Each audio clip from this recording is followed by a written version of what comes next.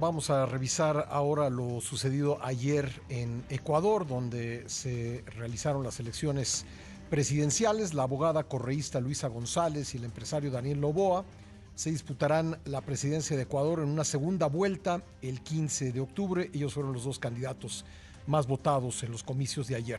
Vamos nuevamente hasta Ecuador con nuestro amigo el periodista Jean-Paul Bardellini para conversar sobre lo sucedido en los comicios de ayer, que pues desde muchas partes del mundo se observaban con preocupación por los terribles sucesos que hemos venido comentando con ustedes en días recientes y por cierto con la ayuda de Jean-Paul Bardellini. Jean-Paul, ¿cómo estás? Me da gusto saludarte de nuevo.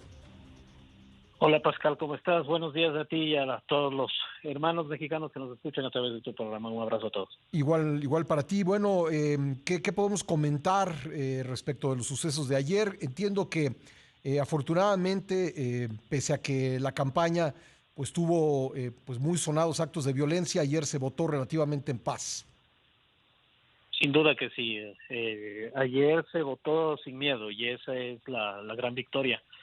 Como habíamos conversado contigo hace unos días cuando se dio el asesinato de Fernando Villavicencio y de otros dos políticos en menos de 3 semanas, el alcalde de Manta, el líder de la provincia de San Mateo de la Revolución Ciudadana.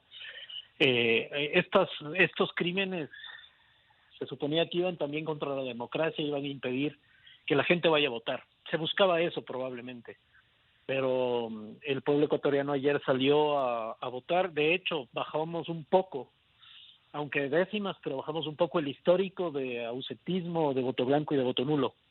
Eso hizo que la gente, pese a todo, pueda ir a votar, incluso en los lugares en donde la violencia se ha encrudecido más, como las provincias de Esmeraldas y Guayaquil. Así que en esa respuesta del pueblo ecuatoriano de todavía ver si es que confía un poco en una democracia maltrecha y todo, pero que sigue siendo democracia, pues sí es una pequeña victoria. De ahí los resultados, bueno, son otra cosa, ¿no? Es claro que hay un voto distinto, hay un voto de tercera vía también en Ecuador, rompiendo un poco la eterna división, casi 20 años, del correísmo anticorreísmo, ¿no? Sale un político joven que es un caso de estudio. Pascal, tú Sí. convendrás conmigo que es muy difícil encontrar un político en el mundo que pueda tirar un salto de casi 20 puntos en 4 días. ¿Qué fue lo que pasó Eh, ahí con Daniel Noboa? Por un lado se interpreta pues que tuvo un avance impresionante en obtener la preferencia del electorado y por otro lado se habla de la equivocación de las encuestas. ¿Qué podemos comentar ahí? a ver, las encuestas no están pegando en ningún país del planeta. Desde el Brexit para acá, Ujú. todos son errores. Sí. O sea, hay que reconocerlo. Pero yo creo que es porque todavía no terminamos de entender cómo funcionan las nuevas generaciones. En el Ecuador, millennials y centennials son el 54% de la población votante. Sí. Gente joven, gente nueva. Y esta gente joven y gente nueva se mueve por otras causas. Mira que el asesinato de Villavicencio patea tanto el tablero que el que estaba segundo, que es Yacu Pérez Guartambel, pasa de tener casi 24 puntos a tener 6 en la primera vuelta de ella. Ujú. 6. Y él era el que lideraba el cambio en la lucha del cambio climático. Recuerda que había una consulta por mantener el petróleo en tierra en el Sí, cómo Yasuní, no. y en la capital de los ecuatorianos también se votaba contra la minería metálica a cielo abierto, que ganaron estas consultas, pero quien lideraba esa bandera no recibe el voto popular. Entonces los jóvenes lo que no querían es más pelea, escogen entre comillas al más nuevo y al más joven, pero en realidad Daniel Noboa representa la vieja rancia política ecuatoriana. Es el hijo del hombre más rico del Ecuador, Ujú. que ha jugado 5 veces a ser presidente de la República, que tiene una maquinaria. En las últimas 6 elecciones, él participó en 5, el padre, Álvaro Noboa Pontón. Y claro, esa maquinaria estuvo ahora al servicio de su hijo, ¿no? Entonces, populista de vieja data latinoamericano, con clínicas móviles de la fundación de su madre yendo de avanzada a donde él iba a hacer campaña, regalando colchones, camisetas, Ajá. ropa. Ese es Daniel Noboa. ¿Y por qué, digamos, por qué tiene un impacto? Entiendo que entre la juventud su candidatura, ¿por qué es visto como una esperanza, como una posibilidad de cambio? Porque aquí lo que te contaba que sucedió con el asesinato de Fernando Villavicencio, Sí. quien su sucesor, Cristian Zurita, pese a que no le dejaron hacer campaña más que 12 horas, porque no Ujú. autorizaron su inscripción de candidatura, no le permitieron participar en el debate. Recuerda que después del asesinato, 3 días después se dio el debate y no permitieron que nadie de esa campaña esté. Sí. Logró estar en el tercer puesto. Así que la gente estaba con una sensación de buscar un cambio en el Ecuador, y el debate presidencial sin Villavicencio, quien descolló fue el Mm. joven Noboa, ¿ya? Con una estrategia que además en redes sociales pegó mucho. Daniel Noboa es el candidato de los 8 que estaban antes del asesinato de Villavicencio que menos entrevistas dio a medios de comunicación tradicionales. Ujú. Él se dedicó a hacer mucho territorio y a explicar el éxito del debate en los últimos 4 días a los jóvenes, un pedacito del debate y una explicación. Él se dedicó a hacer TikToks, Instagram, X y Facebook, explicando lo que él había intentado decir en el debate. Y eso pegó mucho con un voto joven que estaba más o menos y en el grueso de la población. Teníamos un 35% de indecisos el fin Ujú. de semana pasado. Ujú. Toda ese caudal de gente, los que abandonaron a Yacu Pérez, los que abandonaron al ex vicepresidente Otto Sonnenhosmer, y los indecisos, el voto blando de todos, más los indecisos, es el caudal que explica dónde está ahora Daniel Noboa. Tú decías esperanza, porque los jóvenes quieren eso, quieren algo distinto, no quieren más pelea, Ujú. pero se fueron no por la historia del candidato, sino simplemente por su imagen de los últimos días. Es muy emocional esta votación y los jóvenes lo que nos han dicho es: estamos cansados de la vieja política y ahora decidimos nosotros. Ujú. El problema es que ese voto no tan reflexivo terminó poniendo a alguien que representa exactamente todo lo contrario a lo que parece. Oye, ¿qué se puede esperar para la segunda vuelta? Te lo pregunto tanto en términos pues de la violencia que hemos visto, como también en términos de cuál de los dos candidatos pudiera llevarse el triunfo. A ver, si es que alguien jugaba desde la política electoral a la violencia, le salió el tiro por la culata. Ujú. Ya, empecemos por ahí. Segundo, el correísmo no puede alcanzar victoria porque, de hecho, acaba de obtener, aunque el primer lugar en primera vuelta, pero es la votación más baja que ha tenido de todas las elecciones en las que ha participado. En cada elección el correísmo tiene menos votación. ¿Esto qué implica?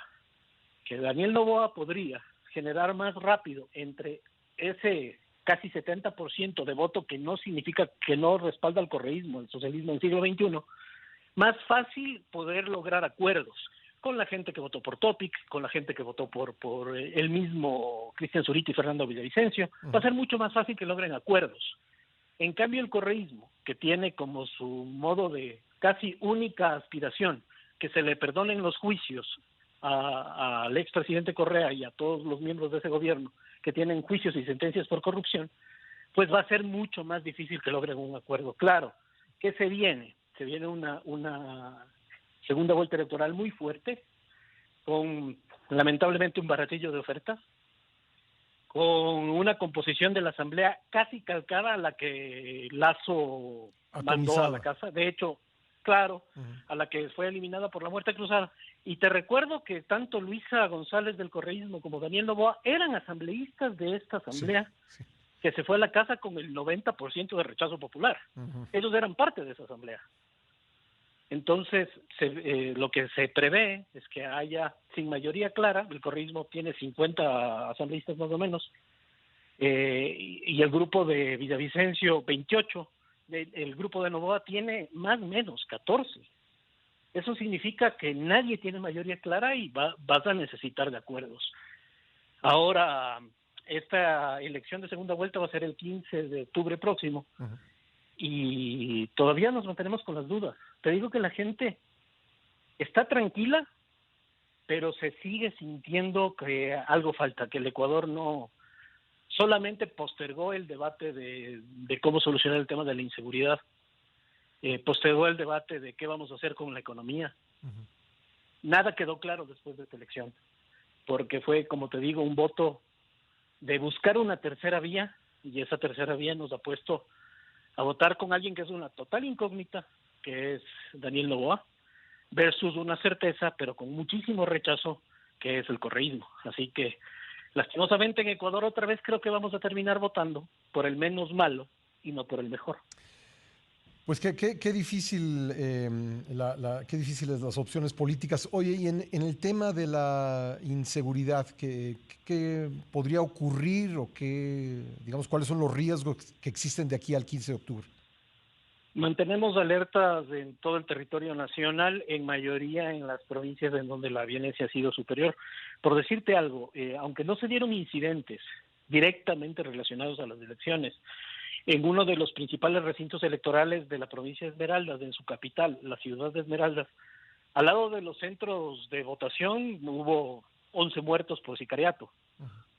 Es decir, la violencia continúa en la guerra de bandas, pero se logró mantener un control absoluto en los recintos en el momento del voto. Se espera, lastimosamente, que se mantengan estas presiones, estas alertas, y las capturas de drogas siguen acá. Todos los días se cogen 2-3 toneladas. Ujú. La situación es simplemente un stand-by. Y en el momento en que sepamos, después del 15, quién es, el país tendrá que sentarse a tomar una decisión. ¿Qué hacemos con esta guerra de bandas y las mafias? Todos han ofrecido solucionarlo de alguna manera. Estamos seguros que en el momento en que se empiecen a tomar decisiones, vamos a tener una reacción por parte de las mafias, y eso al Ecuador le pone en un real aprieto. Ujú. Porque también viene un estilo político que rechaza, dependiendo con quién hables, quién sea el ganador. Tienen visiones distintas de la economía y también de la seguridad.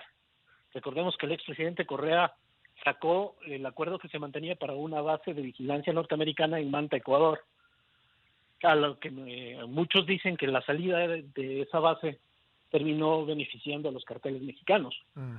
Entonces, todo se está debatiendo ahorita.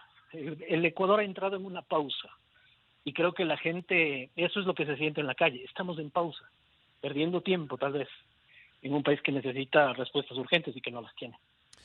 Jean-Paul, me queda un minutito, pero preguntarte, ¿veremos a los candidatos Luisa Correa y Daniel Noboa haciendo campaña con chaleco antibalas? Sí, creo yo, pero por decirte, Luisa González, bien, le pusiste Luisa Correa porque así lo ve la gente. O sea, Perdóname, Luisa González, sí. Sí, no, pero así lo ve la gente acá, te cuento. O sea, sí. acá, de hecho, no tiene voto femenino, Ujú, porque saben que ella misma ha dicho que su principal asesor va a ser el expresidente Correa. ujú. Entonces, está claro que así se la ve. Pero, a ver, Daniel Noboa sí sale con chaleco antibalas, aunque es extraño, él sale con chaleco antibalas, pero toda su familia que camina a su alrededor no. Ujú. Entonces le han criticado mucho que no se aproveche de una imagen que para otros sí implicaba un riesgo de muerte, y que para él probablemente No lo fue sé. simplemente una precaución o una de campaña. Sí. La candidata del correísmo no utiliza chaleco antibalas, no creo que lo haga, ya que no han tenido alertas de amenazas. En cambio, por decirte algo, el candidato que reemplazó a Fernando Villavicencio, Cristian Zurita, recibió amenazas por parte del cartel Jalisco Nueva Generación el día domingo pasado, Sí. y se extremaron las medidas de Vimos seguridad al cómo punto. acudió a votar. Pues, Claro, él sí, es imagen Jean-Paul, escena, y además recibió las medidas cautelares de la Corte Interamericana de Derechos Humanos, ¿no? ujú. Pues mira, estaremos pendientes, desde luego, de lo que viene, y si tú nos ayudas, pues te estaremos buscando para comentar lo que sucede en Ecuador. Y te agradezco muchísimo que de nuevo hayas estado con No, a nosotros. ustedes más bien, muchísimas gracias, y siempre a las órdenes. Un abrazo, Jean-Paul, desde México. Gracias. Un Gracias, el colega Jean-Paul Bardellini, desde Ecuador.